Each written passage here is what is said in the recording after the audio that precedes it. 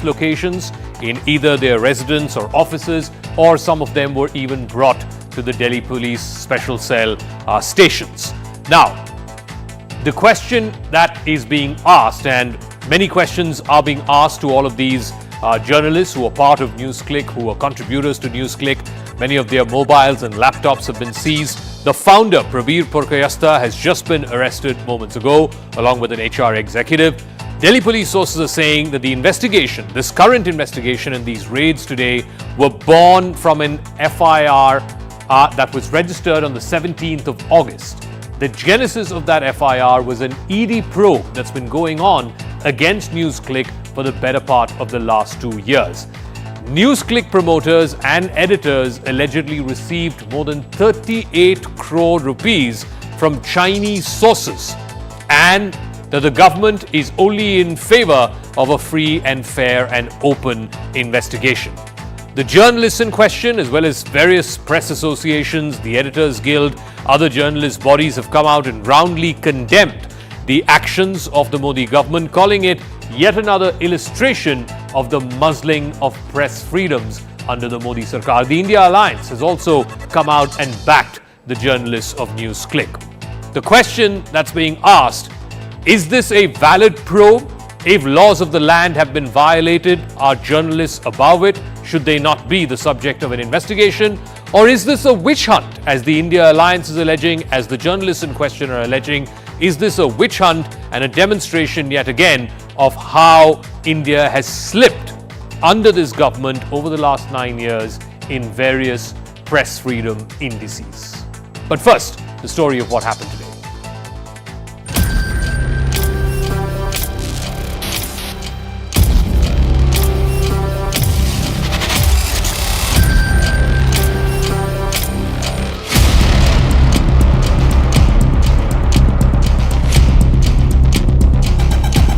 देखिए, मुझे जस्टिफाई करने की जरूरत नहीं। अगर किसी ने गलत किया है तो उसके ऊपर जांच एजेंसियां काम करती हैं। अब तो बीभत्स स्वरूप आ गया कि जो इसके बाद भी बोलेगा हम नौकरी से उसे उसके चैनल से निकलवा देंगे। बाहर निकल के अगर वो स्वतंत्र रूप से बोलेगा तो फिर हम उसको गिरफ्तार करेंगे, और इस तरह गिरफ्तार करेंगे कि जल्दी जमानत भी ना हो सके। ये आने वाले चुनाव के पहले भारतीय जनता पार्टी सरकार सारे पत्रकारों को संदेश दे रही। Currently the BJP government, they don't like to listen to the voice of the opposition. It's not for the first time that it is taking place with the media. It proves BJP is scared of real news, and BJP they simply like run away from the real facts. मैं समझता हूँ इससे ज्यादा दुर्भाग्यपूर्ण और दुर्भावनापूर्ण कार्रवाई ठीक गांधी जयंती के पश्चात कोई नहीं हो सकती। क्यों कह रहे हैं आप दिल्ली पुलिस? गृह मंत्री के अंदर है, उनकी मर्जी के बगैर पत्ता हिलता है। जो लोग आपसे सवाल पूछे, जो आपकी भजन मंडली में शामिल होने से इनकार करते, आप उनके साथ, ये आपका स्टैंडर्ड ऑपरेटिंग प्रोसीजर हो गया। एक फासिस्ट स्टेट की जितनी उसके अवयव होते हैं सब आप में विद्यमान है। क्या नजीर पेश कर रहे हैं आप? अगर मैं आपातकाल के उस छोटे से दौर को छोड़ दूं, आज तक आजाद हिंदुस्तान में किसी भी सरकार ने अपनी आलोचना करने वालों के प्रति इस प्रकार की दुर्भावनापूर्ण वेंडेटा की कार्रवाई नहीं। All right, so let me just give you a sequence of events as they played out today. From 6 o'clock in the morning, there were reports of journalists associated either in a freelance capacity or in a more permanent capacity with NewsClick being raided. Raids were conducted in over 100 places in Delhi, the National Capital Region, as well as in Mumbai. Now, the section's NewsClick editor, Prabir Purkayastha, he was grilled, and just moments before the show began, the Delhi police officially confirmed that he was arrested.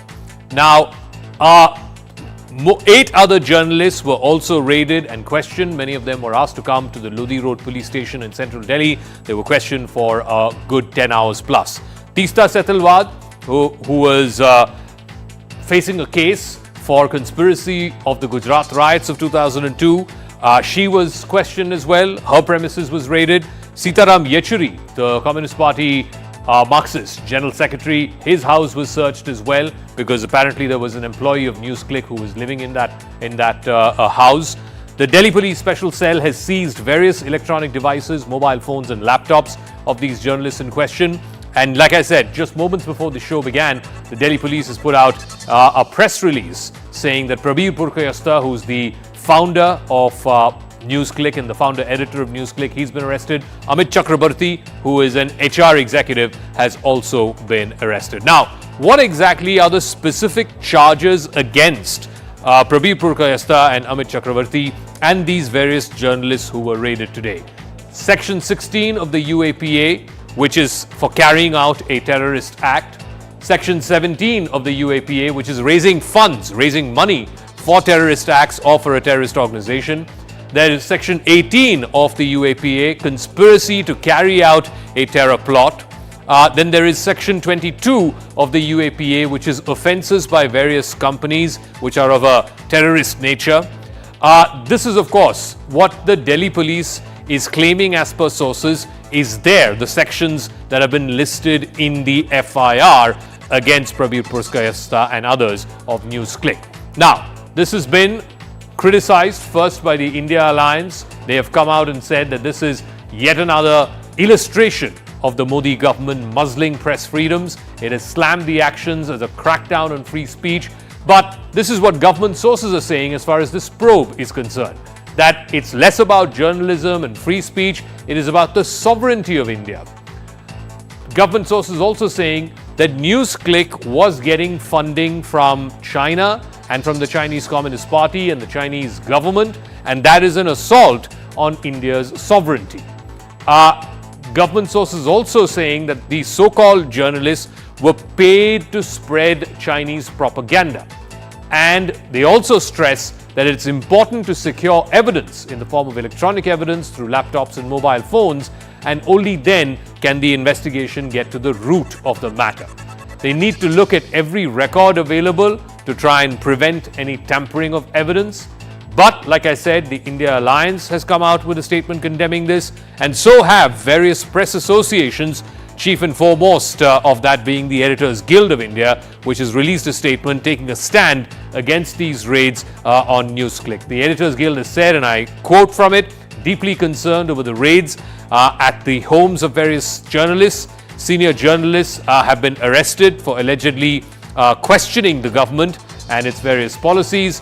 These raids are in connection to a FIR under draconian sections of the Unlawful Activities of Prevention Act. We are concerned as the Editors Guild that these raids are an attempt to muzzle the media. The probe must not create an atmosphere of intimidation. The government must ensure that the media is respected and protected. This is the Editors Guild statement. So, where does this story stand and where is it likely to move forward? Is this a valid probe? Should journalists be allowed to be above the law of the land? Or is this a demonstration of the muzzling of press freedom? Syed Zafar Islam is national spokesperson of the BJP. Dr. Ajoy Kumar is national spokesperson of the Congress Party. Nalin Mehta, author and columnist, joining us, and also Sanjeev Srivastav, senior journalist. Syed Zafar Islam, let me start with you. I just read out the Editors Guild statement. Many journalists through the day have been criticizing this action.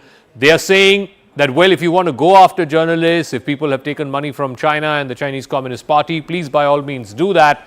But how do you justify raids under draconian provisions of the UAPA? What has terrorism got to do with whatever crimes that NewsClick and its founders and its journalists are accused of? Zaka, I would recommend and request everyone who is making this kind of statement that they should wait for the police investigation to be over. There is a tacit understanding and they are extremely well connected. The NewsClick people who are working for NewsClick, there are people in China and of course the Garbandia Alliance, the opposition parties. They have taken money from China.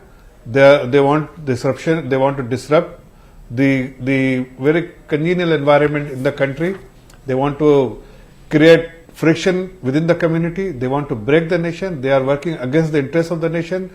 And under such circumstances, when you have so much proof, that's why I'm saying that it is for everyone to see the investigation, wait for the investigation to over and get the reality, get all the details before making this kind of a statement, because there are people who are working.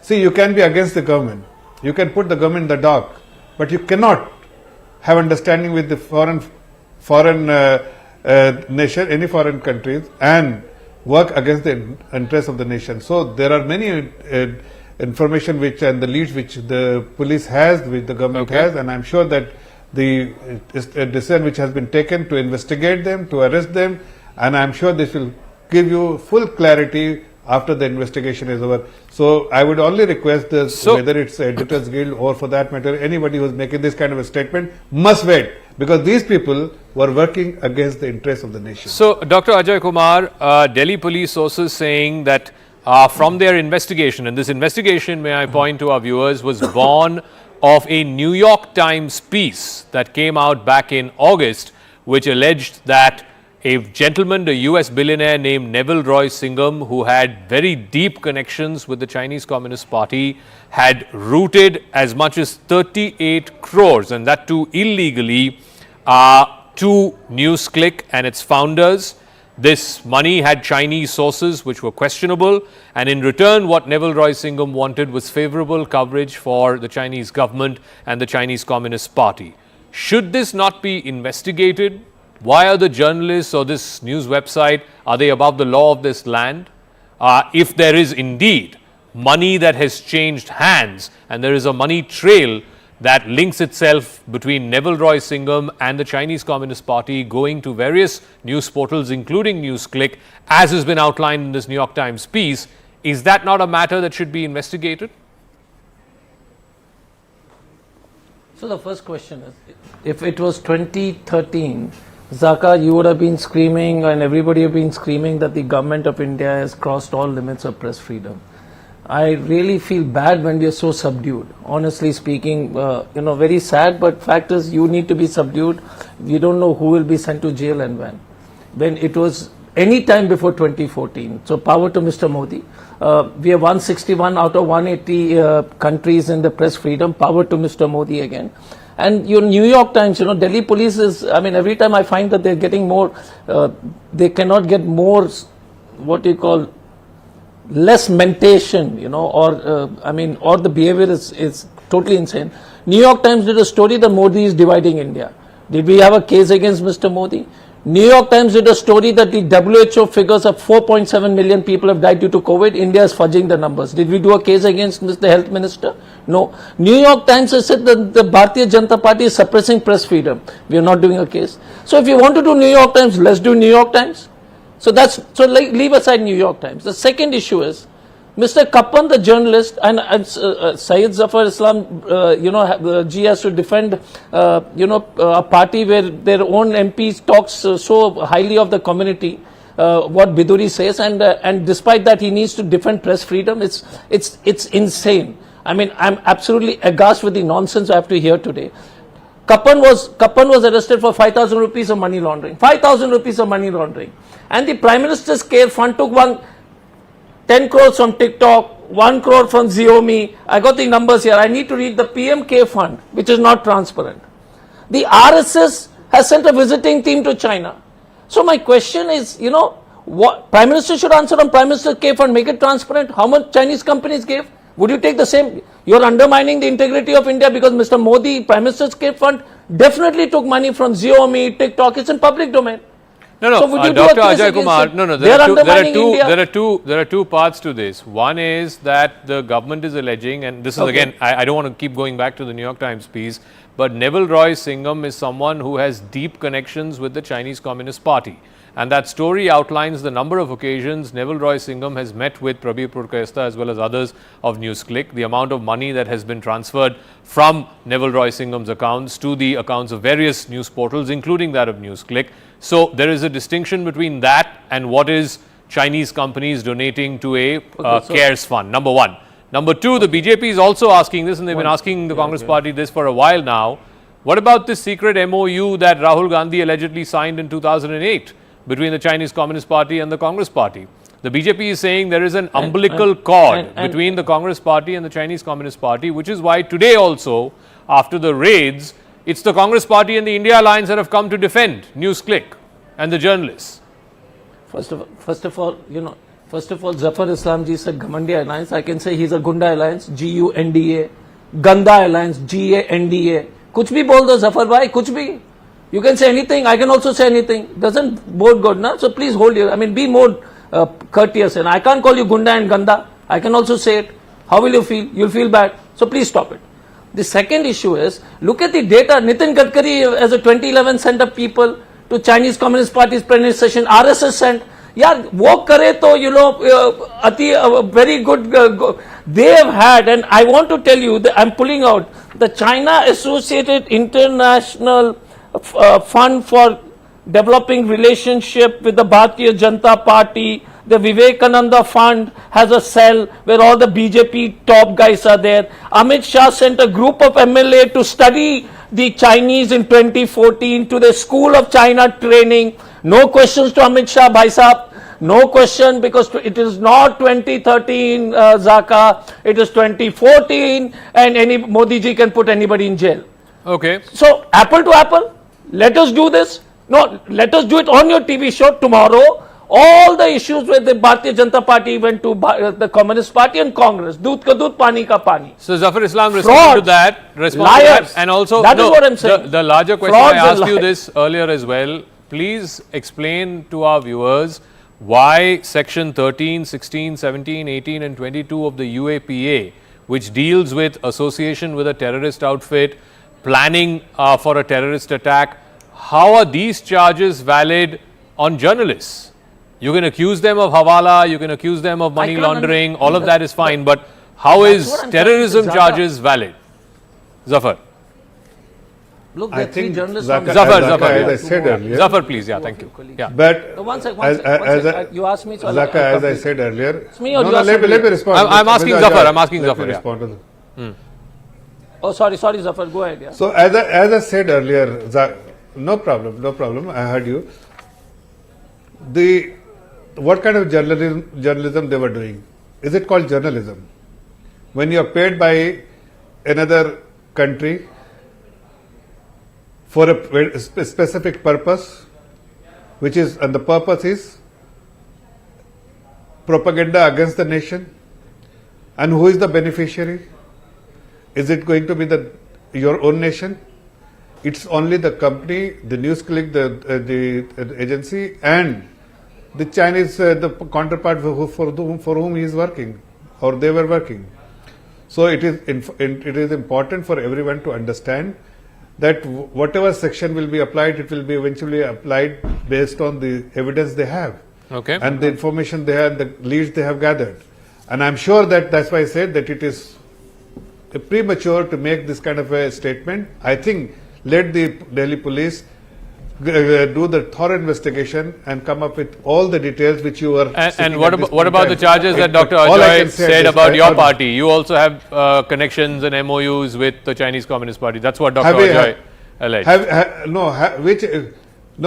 Dr. Ajay is not aware that they have received so much donation. Rajiv Gandhi Foundation has received donation and they have signed an MOU. Have we signed an MOU? We haven't signed an MOU. We have not received any donation you don't. from them. One sec. But they have received donation. Can they deny that? Oh, really? Can they deny that?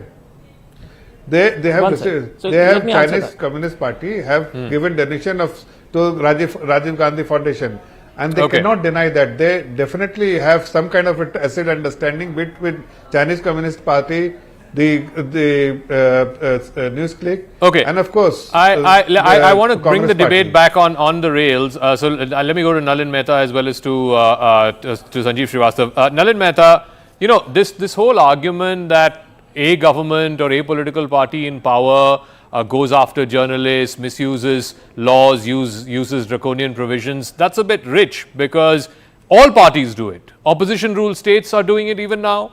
When the UPA was in power, there were instances of journalists being picked up again unfairly. I can just list out a few instances. Just a few days ago, there was an FIR against one of our colleagues, Abhijit Majumdar, who's a columnist, who's an opinion piece writer for one of our sister publications here at Network 18. Tamil Nadu police landed up outside his residence in Delhi because he wrote a piece criticizing Udayanidhi Stalin and his comments on Sanatan Dharma. In 2012, Mamata Banerjee arrested a cartoonist by name Asim Trivedi for cartoons supportive of the India Against Corruption movement. In 2005 in Punjab, Gautam Dheer was arrested by the Punjab police after he wrote an article against an Inspector General of Police. So, and then of course, who can forget what happened in the emergency? To say that only one political party misuses provisions of the law and muzzles press freedoms, I'm not sure that is accurate. That's terribly rich because all political parties are doing it. You have to unmute, Nalin, please. Thank you. Thanks, Zaka. No, I think you're right. I think this is, if the charge of excessive state power is to be made, hamam mein sab nange hain. This happens as the examples you pointed out illustrate. This is an issue in Mamata's Bengal. It's an issue in Telangana. It's an issue in multiple states. Having said that, two rights don't make a wrong, two wrongs don't make a right. I think in this case, we have to wait and see what the facts come out. The charges are very serious. UAPA has been invoked, section 13, 16, 18, 22, and 120B and 153A of the IPC. I think while we wait for the charge sheet or the charges and more details from the government, I mean, if you speak to any journalist today, but the fact of the matter is it has had a chilling effect. It disintensivizes a propensity to critique. Because see, what's happened is that I don't think anybody can defend illegality. There is clear, if there is illegality and there is question, they think of tens of hundreds of 10 to 70 crores of money laundering and so on. Charges are very serious. What's happened today is also that apart from the decision makers of the organization, a number of junior employees have also been questioned, graphics designers, consultants, and so on, contributors. We're not sure what their role in the organization is. And this certainly creates a chilling impact on those who, and I think this strengthens those who say that, look, this is the strong arm of the state. Okay, Sanjeev Srivastav, again, like I said, no political party right from Mrs. Gandhi's time back in the emergency has particularly had any love for journalists, right? They've all used various provisions. Journalists were detained under MISA during the emergency, right? The Indian Express had to put out blank editorials as a sign of protest. So let's not get into, party A is better for journalists or more amenable to journalists or party B is less so, because everyone in power has done this in the past. But I think the larger question which Nalin also asked is, and I think this is a fair one, is as per the Delhi Police's own statement, 37 people have been interrogated today, all of them associated in some form or fashion with NewsClick. But the money trail, presuming that the Delhi Police has a money trail from the Chinese Communist Party through this man Neville Roy Singham, would have come to the owners and proprietors of this firm. And it's the owners and proprietors of that firm who would have paid journalists for their work, freelancers, contributors, etc. What was the point, or what was the message? Were they trying to send out a message, as Nalin says, about a chilling effect by questioning junior staff like graphic designers and sub-editors and so on, and not just the people who were allegedly the beneficiaries of this Chinese money? Okay. So thank you, Zaka, for having me on the show. First of all, I really contest this view, which even Nalin said, Hamam mein sab nange. So yes, there are the odd instances and there may be many instances, but even you, while you were asking him the question, could give three examples of Mamata Banerjee 2012 against your Abhijit Majumdar this year, and then 2005 Punjab, and then one has to go back 50 years to talk about the emergency. And for those 50 years back, what Indira Gandhi did in emergency, the party was roundly punished and thrown out of power. So they paid for their sins. The fact of the matter is that this government has a lot of people in their system who actually believe and talk about and chest thump about anybody who is opposing this government is anti-national. So there is a feeling of intimidation and fear amongst a lot of people. They don't want to speak their mind very, very openly. So that we should not forget, and the center sets the precedent. Even if a Mamta does it or a Stalin does it, okay, that's very bad. Sharad Pawar, you could have given Sharad Pawar's example, or somebody put a Facebook post and that lady was arrested. So yes, these things happen, but the center, the federal government should set a precedent, and they actually are setting the wrong kind of precedent. They're just too many of those cases happening. Sanjeev, I'll tell you what. I'll tell you point what. number one. Let me come to that wall. I can give you a more recent example again from the India Alliance. The India Alliance recently took a decision to boycott 14 anchors. Now, I'm not going into the merits or demerits of it, right? But on principle, when you say we're going to boycott a certain set of anchors, how different are you from, I mean, it's almost like cancel culture, right? You're basically saying that, we're not going to come to these guys' shows because, they ask us uncomfortable questions, right?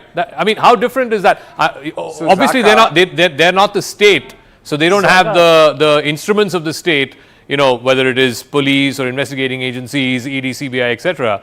But it's not like these guys were holier than thou either. So to that extent, what Nalin said is right, that hamam mein sab nange Fair.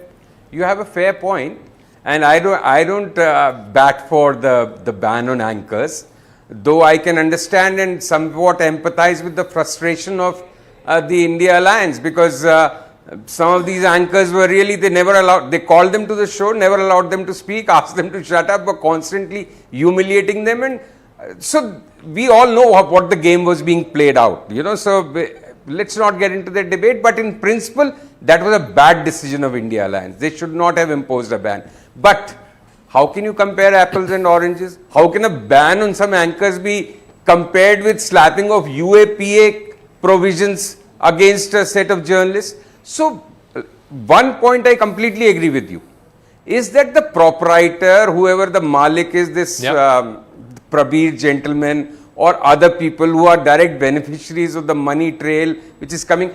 I was never interviewed by NewsClick, but suppose I was also interviewed a half a dozen times or 20 times. So then would I have been open to questioning? How is, I don't want to take names, but how is an Abhisar or Urmilesh or Paranjoy? I don't agree with them in most things. But how can I think of them as terrorists, Zaka? Okay. So it is a little far-fetched. That's the whole thing. And that is where and I think the Editors Guild statement today is very tempered and very well calibrated. They have condemned the government, they have batted for press freedom, but they have also said that due process of law should go on. But there is a way to carry on the due process of law. Once when Zafar Bhai is saying that let evidence come and wait for the case investigations to be over and then please speak. So they could have done the investigations before. Just seize the laptops and mobile phones, ask them to surrender it and done their investigation. But the manner in which it is done, that is sending out a chilling message where I agree with Nalin also. Okay. That it disintensive. Zafar Islam, again, is it not to send out a chilling effect? I mean, I am asking you perhaps this is the second or third time as to what is the justification for terror charges other than the fact that on these charges, everybody knows, any lawyer will tell you that it's very difficult to get bail. So you're basically taking this as some kind of an insurance to ensure that whoever is accused and whoever is arrested is incarcerated away for a few months at least. Because under UAPA, it's much harder to get bail than under regular sections of the IPC. Zafar. See, Zaka, as I said, this is third time I'm repeating the same thing, that it is the agency, it is the police, they have the leads. It is not us which is getting this investigation done. The agency and the police, they have the evidence, they have the leads, they have certain information. I think you allow them to do the proper investigation and let the fact come out. And I'm sure that they, whatever charges they are slapping on these people, they deserve it. And that's why they are doing it, because at the end of the day, they also have to go to the court and defend it. Yeah. So why are you speculating at this point in time? Let the investigation be over, let the fact come out. Instead of speculating, because they have the leads. None of us have the lead. It is the agency, it is the police which has the lead, which has the evidence, which has the information. And I think you allow them because it has nothing to do with a fighting between two individuals. It is somebody who is working against the interests of the nation. And I think you should take it seriously instead of making this kind of allegation against Dr. their political Dr. party, Ajay against the Kumar, government, all of against these their, journalists today are in a privileged position in as much as they have access to courts of law. And we have seen the Supreme Court and other various courts in this country, whether it is anchors that you don't necessarily agree with or that you don't like watching, their personal freedoms have also been protected by the Supreme Court. Even Siddique Kapan finally was given bail by the Supreme Court of India, right? So why not allow the due course of the law to go through? And the bar for evidence as far as UAPA, and you know this, Dr. Ajay Kumar, very well, because you've been a former police officer, the bar for UAPA, the evidence that you need to produce to stand test of a court of law is very high. And the onus for that, providing that evidence, is on the police. So let them provide the evidence. So you got it all wrong. First of all, the onus is on the accused. So Zaka, and secondly, Zaka, I'm telling you, all the journalists and me, we need to be scared. You might keep pretending, trying to balance between emergency, we paid a price for the emergency and nobody defends 50 years back. But let me, if Adani gets Chinese money, and you are employed under Adani, would you go to jail? First question, so you won't. Second question is, what happened to Dainik Bhaskar? What happened to Bharat Samachar? What happened to News Laundry? You raided. Do you know what happened? Do you know what happened? What is the evidence? You said they are doing nonsense. But why are... My question is, let us stop. And I heard Nalin speaking, it pains me. What are you talking? There are 360 journalists in jail. Navlaka, Gautam Lavlaka, Kapan for 5,000 rupees money laundering, thousands of crores is stolen. And we are not standing for the press people. You take action against if there is money laundering. But is there anybody who's spoken pro-government in jail? No, it is only people who are speaking against the BJP. The third point is on the journalists, they were not banned. We boycotted. And my God, yaar, some of them in your channel, Amish Devgan, out of 60 shows, I'll name them.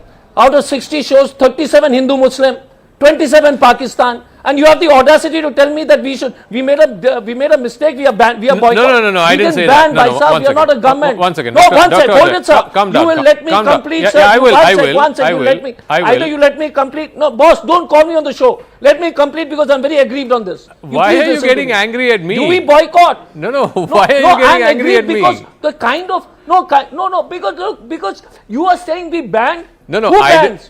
We stop attending. I don't like your show. Yeah. If you're one-sided, I stop attending your show. That's my problem. Fair enough. It's my freedom. Fair enough. Because if you're no, you need to listen. In your TV channel, out of 60 shows, Aman Chopra, Final Solution, and you say you should attend that program. No. How dare you tell us that, out of 60 shows, now pull out the headlines. Let's have a debate. Pull out the headlines of 60 shows of Aman Chopra. No, sir. Calm down for a moment, please. No, sir. No. Pull out the headlines of 60 shows of Aman Chopra. Why are you being like an angry young television anchor? Calm down. No, because it's ridiculous. I'm sounding calmer than you. I'm supposed to be the angry one. I'm agitated with the duplicity. No, one second. I'm agitated when with I the asked that duplicity. question to Sanjeev, you pull out Aman when I asked that headlines. question to Sanjeev, I said I'm not getting into the merits or demerits of the decision or the individual anchors and their shows. I said that clearly even before I asked my question. Okay, number one. Number two, number two, I was only drawing equivalence that if the party that is the state right now is using instruments of oppression and suppression against journalists, then the idea of a ban without the instruments that are there at the leverage of an opposition party, without those instruments, obviously only the party in the state has those instruments, without those instruments, you are the principle of a boycott or the principle of a ban of certain anchors. No. I'm not sure that adds up, but feel free to disagree. I like I said, on this show, you can come. You can. No, my choice. You can absolutely. Gandhi's non-cooperation. Absolutely. On this show, I'm not going to muzzle you for saying what you feel like. Okay, so let's underline that. But Nalin Mehta. Let me name all of them. Nalin Mehta, the point that Dr. Ajoy made, and I think he was a little aggrieved by what you said as well. But I think there is a larger question that he's also asking, which is that, how long will you draw this equivalence? Yes, emergency was bad. Nobody is saying that emergency was not bad. The fact that papers had to come out with blank editorials were horrible. That was perhaps the worst moment of our country as far as, press freedoms or even individual freedoms are concerned. But that happened 50 years ago. Surely the India of 2023 is not the India of 1975. So I think so today there is a very sharp divide between those who are calling the organization NewsClick as an agent of a foreign government of China in particular, anti-national, and those who are feeling that look, even if some of them were wrong or some of them were guilty, there were others who've been brought into the net, which makes others afraid of speaking their mind. And I think what this is doing is that while we wait for the facts to come out and the details, these are very serious charges which should be taken seriously. The fact is that across the country, a lot of journalists who may or may not have agreed with the views of many of these people who've been questioned or who are being interrogated are now kind of identifying with them or saying, look, if this can happen to them, it could happen to me too, so I have to be more careful. Okay. Sanjeev Srivastava, any country, any democracy, there are lines which if you cross, the state will act. I'm just giving you an example. You can call it, again, apples and oranges. But the fact is that the United States, which is the so-called, oldest democracy and big believer in press freedoms, and there's the First Amendment which protects the press and so on and so forth. A few years ago, they shut down an entire Chinese television station. They shut down some time back Russia Today because they were all considered and construed as foreign government agents, right? And foreign lobbying firms, not media organizations. Now, in this instance, if what the Delhi police is saying is true, and if what this FIR is alleging is true, that here was an organization that was receiving Chinese money from a person close to the Chinese Communist Party for favorable coverage for China, the Chinese government and the CCP, and disfavorable coverage to the situation in India as it existed, then what should the state do? Should it let it pass? Should that be considered kosher? Sanjeev? Not at all. No, not at all. And see, when you give the example of Americans banning Russia Today or a Chinese company, this is an Indian company set up under Indian laws. And okay, I actually said that you can punish and arrest the owner and the proprietor and the person in whose bank account the money is coming. What do poor contributors do? Do we really believe that some of the names who have been questioned today could be part of some larger terror plot? They can be just at the most hapless victims if the worst case scenario comes out to be true, that this NewsClick is actually part of a very big nefarious design to destabilize and undermine and divide our country. But there is a way of doing it. Our objection is, and I think most journalists today, and I said that in my previous answer, I may not agree with so many things with some of the journalists who have been questioned today do or say, or what is their political view. That's the beauty of a democracy, that we are all entitled to our views. But to suddenly lump them as terror suspects and have this kind of a witch hunt, and this is not the first case. There is a pattern we have been seeing these past few years, which is worrying, which is a cause for concern, and which is my limited point really. Okay. That this should not happen. Zafar, I'll give you the final word. Like I said, even if the largest democracy, even if the Delhi police's FIR and the charges therein, every one of it is true, then the person who is the beneficiary of that money trail, the editor/proprietor of that institution, he should be the one who should be questioned. By questioning contributors, and many of them, in fact almost all of them, have been critical of Mr. Modi's government in the past, aren't you trying to muzzle those people? Because if it was just a criminal investigation about money laundering and about, doing the bidding of a foreign government and a foreign party, then go after that organization and the people who are the owners and proprietors of that organization, not the people who are contributing there, who are writing for a salary or who are writing for a remuneration. By going after all of them, 37 of them, as the Delhi police says, you are trying to send out a chilling effect. That's the allegation. Absolutely not. Absolutely not, Zaka. I think you are speculating time and again. So was Sanjeev Bhai. As I said earlier, that it is based on certain information. Those people who have been apprehended, the Delhi police has certain information, leads and evidences against them.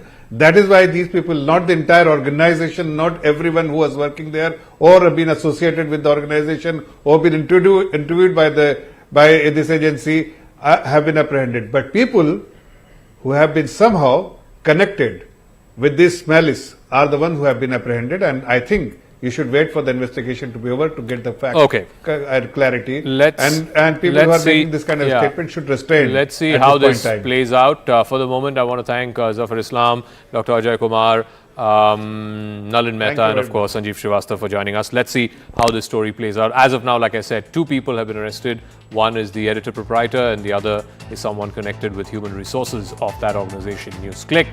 Meanwhile, there is a major political showdown, this one happening in the state of Telangana. There was a big political bombshell that the Prime Minister dropped today while he was campaigning in Telangana, where he basically said that in 2020, in December of 2020, the Telangana Chief Minister K. Chandrasekhar Rao had come to Delhi, met with the Prime Minister and expressed a desire to join the National Democratic Alliance. This was right after the Hyderabad Municipal Corporation elections. The BJP at that time had won about 40-odd seats. And at that time, KCR needed the support of the BJP and had expressed an interest to join the NDA.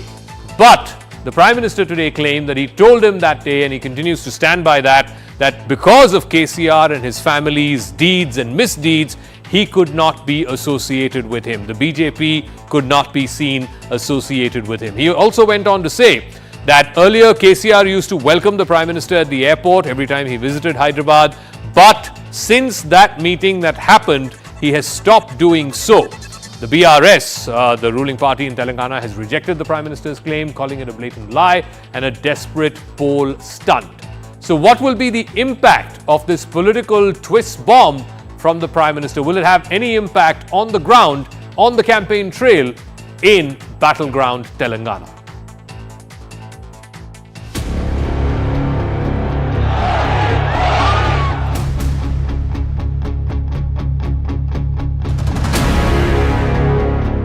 NDA में entry देने से इनकार कर दिया। उसके बाद उनका दिमाग फटका।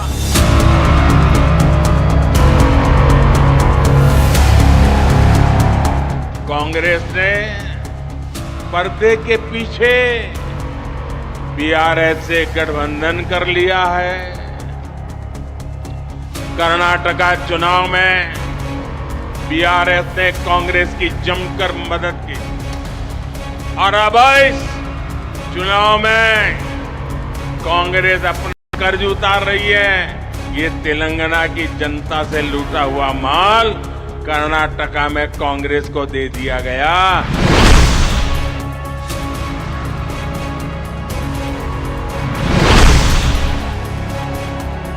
हमें कोई पागल कुत्ता ने नहीं काटा है कि हम एनडीए ज्वाइन होना चाहते हैं, क्योंकि वो डूबती नावा है।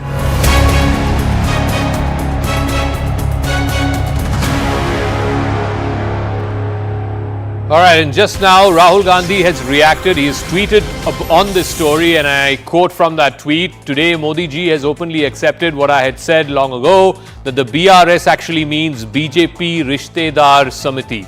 The BJP-BRS partnership has destroyed Telangana in the last 10 years. People are intelligent and have understood their game. This time they will reject both of them and form a Congress government with the 6 guarantees." This is Rahul Gandhi's first reaction to the political bombshell that the Prime Minister said today in the campaign rally in Telangana, where he said that KCR had on more than one occasion in the past come and met him, expressed a desire to join the NDA because he needed the BJP after the GHMC elections. When the BJP and the Prime Minister rejected that, KCR then stopped coming to the airport for the courtesy of receiving the Prime Minister every time he visited Hyderabad. Let me now go across to NB Subhash, spokesperson of the Telangana BJP, Krishank Mane, a spokesperson of the BRS. Mr. Mane, I think the onus is on the BRS to clarify. The Prime Minister has said two dates. I think one was in December of 2020, right after the Hyderabad Municipal Corporation elections, and there is, pictures, photographs. There's a tweet from the Prime Minister's handle to show that that meeting did indeed take place. And the second was in September of 2021, where the Prime Minister said in today's speech that KCR had told him that he wants to make his son KTR his heir apparent. He wanted to transfer the baton to KTR, and the Prime Minister said, is this a monarchy? Please respond to both the charges. Zaka, absolute bundle of lies, because when Prime Minister of India puts up a charge against any political party, and that too against a Chief Minister, he should be factually accurate and correct. Let me remind you that before GHMC polls, absolutely on the date before the polling, on November 28, 2020, Chief Minister KCR did not go to the airport to receive Narendra Modi ji when he came to Hyderabad to attend the Bharat Biotech vaccine facility. So even before GHMC elections, even before Modi ji's charge today, I am telling you the date also, you can kindly recheck it. So even before this proposal of XYZ, what Modi ji is claiming or alleging, KCR ji stopped receiving Narendra Modi ji. And one more thing, let us be straight. We have 100 plus MLAs in Telangana Assembly. Why would we need the permission of Narendra Modi ji, who is not BRS president, who is not even our BRS MLA? Why would we need his support to make our KT Ramarao ji as Chief Minister of Telangana? So none of these lies do not at all. No, but Krishank, and I just read out Rahul Gandhi's tweet as well. He says this is confirmed what he's been saying all along. It's BRS is BJP's B team. It's BJP Rishtedar Samiti. That is what he is alleging.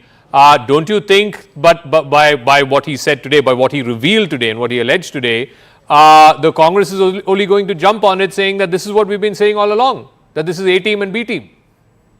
So Congress wants to endorse Narendra Modi ji's statement. Let me remind you, Zaka, that the same Narendra Modi ji campaigned in elections that Congress gave supari against Modi ji. So if this is true, is that also true? Every state you see Congress's statement, Rahul Gandhi ji and the rank and file of Congress leaders call Narendra Modi ji as a liar. Now, why is Rahul Gandhi endorsing this statement of Narendra Modi as though Modi ji has said some truth? Because it is the necessity of the Congress. Congress calls us Team B. Narendra Modi ji is saying that we supported Congress in Karnataka elections. The whole point is we have decimated both of these political parties. Okay. In the previous NV Subhash of the BJP is also joining us. NV Subhash, even if this is true, even if this allegation that the Prime Minister has made, this big charge that he has made is true, these were part of private conversations. Why would this be revealed now? And that too, just weeks before Telangana goes to polls. Why was this not revealed back at that time? And B, most importantly, how would you respond to Rahul Gandhi's charge, who is now saying that this proves what the Congress has been saying all along, that BRS and BJP are A team and B team? See, let me clarify that. Ours is a national party, and then ours is a political party. We are not doing any charity on that.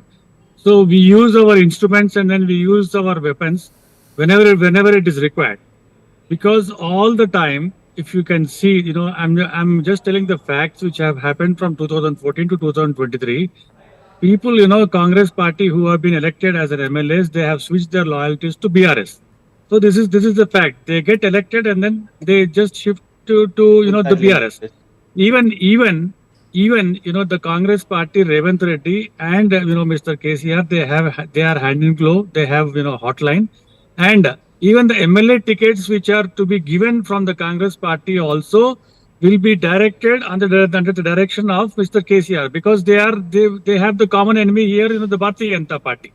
And to your response that why he is doing that, I said this is very, very clear that we use our weapons. And Rahul Gandhi's tweet. See, Rahul Gandhi, he comes as the political tourist here, and then he goes just because he has won in the Karnataka. That doesn't mean that the Congress party is going to win here. And it is very clear that wherever Rahul Gandhi goes, he has been in the losing spree from past many years. Okay. Even in the parliament also, he lost his own the parliament election in Amethi. So Congress party is not it's they feel that they are really super hype in this at this position on that, but the tickets delay, the money as will be given from the Pragati one, that is official the residence of Mr. Tekeshia. So both parties, they have the common enemies here. They wanted, in the national level also, they wanted BJP not to come in this scenario. And the BRS party is now going to Maharashtra also, and then there are no takers for the BRS party. They have gone. Give me 1 second, Mr. Subhash. Give me 1 second, because I'm getting some latest information. This is coming from the Siddipet constituency, where clashes have reportedly broken out between the BRS and BJP cadre. This happened at the Siddipet railway station after the local MLA there, the BRS MLA Harish Rao. He allegedly went into the railway station claiming that it was the BRS and Chief Minister KCR who played a role in developing the Siddipet railway line. He even flagged off an inaugural train, and that led to a face-off between the BJP and the BRS. I don't know if this is necessarily related to what the Prime Minister said today in that rally and the subsequent political fallout of it. But Krishank Mane, please respond. Are you now sort of whipping up passions between BRS and BJP cadre? Because that then makes the fight between BJP and BRS, and everybody will, see that one is the ruling party, the other is the challenger, whereas the real contest may actually be between the BRS and the Congress. Well, whichever political party it is, be it the Congress or the Bharatiya Janata Party, at the end of the day, we want to retain the power because we have set a goal for the Telangana state and we've been working on our agenda. And we are not inclined to both of these political parties.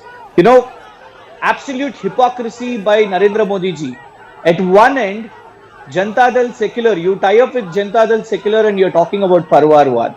At other end, you bring the Chautalas out of jail, you make them the Deputy Chief Minister in Haryana, and you are talking about corruption.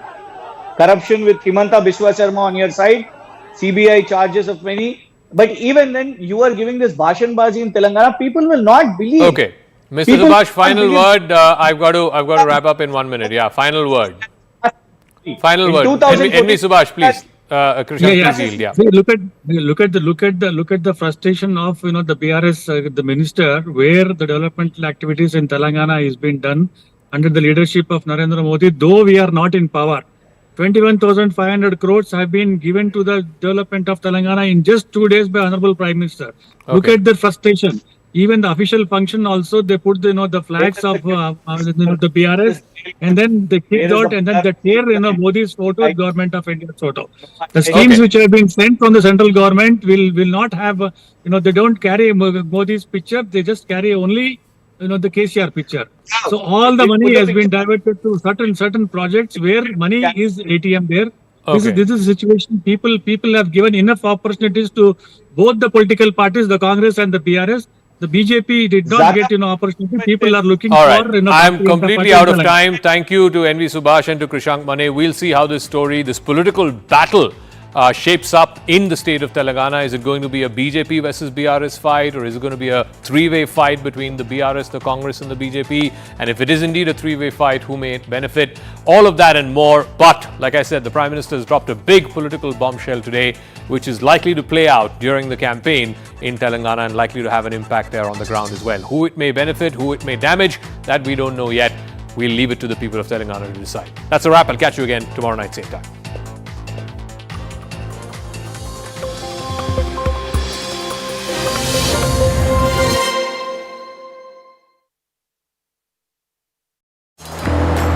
Vocal and kind of threatening for Indian diplomats. In the recent past, India has raised the issue with all of these countries, while Canadian authorities, for obviously a reason, domestic political reason, they were reluctant in acting against these terrorists.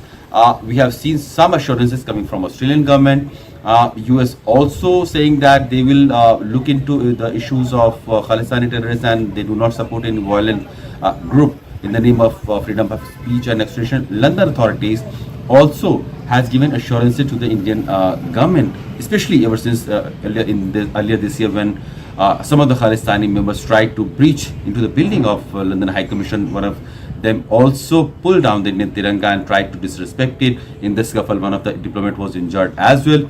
So it became quite a very flared up situation, and UK authorities did realize the fact that there is a clear threat and violence and intimidation from these Khalistani terrorists, and they are no more just a social or political activists trying to raise their voice for some cause. They are real violent extremist agents, and there has been some sort of security that has been extended to the Indian diplomat and Indian communities also there. But despite all these, we continue to see a rise in threat on social media. Various platforms of social media are also trying to propagate Indian diplomats as the part of India's larger conspiracy or larger network that is kind of doing extrajudicial things to these Khalistani terrorists. In fact, the Indian High Commissioner Vikram Doraiswamy's name was also put on a social media poster, and he was blamed for the killing of Hardeep Singh Nijjar earlier this year in the month of June in one of the Gurdwara in Surrey in Canada. And these are the tactics that we have also seen happening in Australia, where the High Commissioners were threatened and intimidated by these Khalistani terrorists. So clearly India has raised the issue with certain authorities, but we'll have to see how much of these countries are actually going to work on the ground to stop and check these Khalistani agents from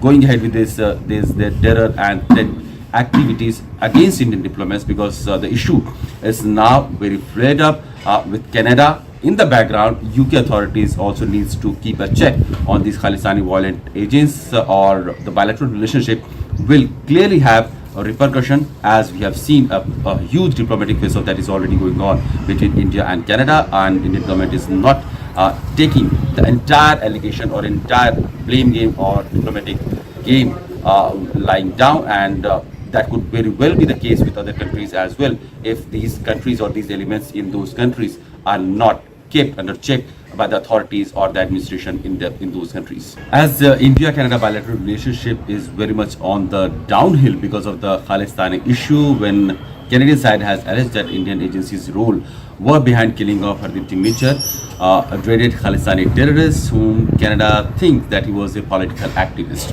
Now another front in Khalistani terrorism has opened in London as well, when Indian High Commissioner Vikram Doraiswamy was stopped from entering a Gurudwara in Glasgow. He was there to take part in several cultural activities, and some of the eminent personalities there also. And one of the engagement that he had was to go to the Gurudwara in Glasgow, where he was supposed to take part in the langar, and he was invited there by the Gurudwara Prabandhak Committee there. But somehow 2-3 people from the Khalistani sympathizer group, they got to know that Indian High Commissioner is reaching there, and they rushed there. They tried to disrupt the event inside the Gurudwara also, and then they rushed out at the car when it was parking in front of the Gurudwara, and they asked the High Commissioner to stop and go back. We could see in those videos when the driver was about to open the door for the High Commissioner, but because of the threat and intimidation by these Khalistani goons, he gets back to his seat and turns around and goes back. Meanwhile, we also see that Vikram Doraiswamy, the High Commissioner, tries to lock the car from inside and stop them from opening the car door. It was quite a threatening situation. India raised the issue with the British authorities and the Foreign Office of UK. What happened next was that another Khalistani protest that was planned in front of the Indian High Commissioner in London. But this time, the British officials were pretty alert, and there was some security measures that was also implied there. A barricade was put on the outer perimeter of Indian High Commissioner building in London, and the High Commissioner's building in London doesn't have a huge or long campus that will stop any passerby from entering or kind of attacking the building. So it was a barricade on the pavement that was put there, and the Khalistani protesters were kept on across the street. So on the other side, they kept on chanting and Indian slogans, silently threat and intimidation tactics for the Indian diplomats. But that is something that brings to the fore the issue of entire Khalistani nexus, which is kind of being allowed to operate in certain countries like Canada, UK, US and Australia. These are 4 countries where issue of Khalistani terrorism has been very vocal and kind of threatening for Indian diplomats. In the recent past, India has raised the issue with all of these countries, while Canadian authorities, for obviously a reason, domestic political reason, they were reluctant in acting against these terrorists. We have seen some assurances coming from Australian government. US also saying that they will look into the issues of khalistani terrorists and they do not support any violent group in the name of freedom of speech and expression. London authorities also has given assurances to the Indian government, especially ever since earlier this year when some of the Khalistani members tried to bring.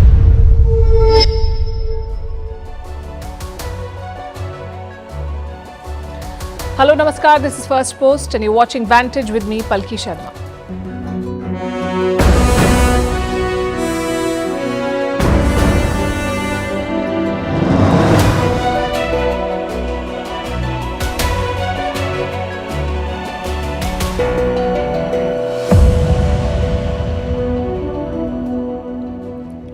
We begin with the latest episode of the Trudeau versus India saga. If you thought it was dying down, well, think again. A new report is out. It says India has asked Canadian diplomats to leave. Not one or two, but 41 of them. 41 diplomats have been asked to leave. They must leave in a week. That's what the report says. Neither New Delhi nor Ottawa has confirmed this. But more importantly, neither side has denied this. What does it mean? Is this an escalation? We'll bring you the details and our analysis. In other news, Iron Brothers China and Pakistan are at odds. Beijing has rejected Islamabad's proposals for investment. India has sent a senior intelligence official as the National Security Advisor of Mauritius. It's a unique arrangement. We'll bring you the backstory and the strategic significance of this. Controversy over the Nobel Prize for Medicine, an American university is being slammed for claiming credit. A football match between Iran and Saudi Arabia was cancelled over the statues of Qasem Soleimani, the slain general. The US military is struggling to recruit young people and it's turning to TikTok. The Catholic Church may bless same-sex couples. With this statement, the Pope has once again set the cat among the pigeons. And would you pay $6,000 for a pair of knickers? We'll explain why we ask. The headlines first. A shooting at a mall in Thailand's capital Bangkok has killed at least 2, injuring over 5. A 14-year-old suspect has been arrested. Hundreds fled the upmarket Siam Paragon Mall as shots were fired around 5 p.m. local time. After the Philippines, Thailand has the second highest rate of gun homicides in Southeast Asia.